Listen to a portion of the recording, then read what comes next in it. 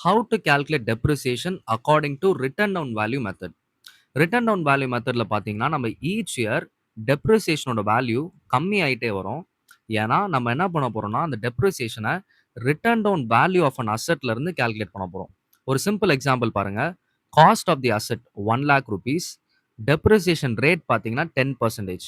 இப்போ first year நம்ம எப்படி கால்குலேட் பண்ண போறோம் அப்படின்னா, 1,00,000 காஸ்ட் ஆஃப் தி அசெட் அந்த 1,00,000ல 10% கால்குலேட் பண்ணீங்கன்னா, நம்மளுக்கு கிடைக்கிற ஆன்சர் ₹10,000.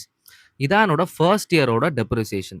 ஸோ 1,00,000 மைனஸ் ₹10,000 எனக்கு கிடைக்கிற அசெட்டோட வேல்யூ ₹90,000. இத தான் நம்ம written down value of an asset அப்படின்னு சொல்றோம். அப்ப இந்த அசெட் தான் என்னோட ஓப்பனிங் பேலன்ஸா மாறிடும் நெக்ஸ்ட் இயருக்கு. அப்ப இந்த 90,000 இந்த 90,000 நீங்க என்ன பண்ணணும்? இப்ப டெப்ரிசியேஷன் கால்குலேட் பண்ணணும் 10%.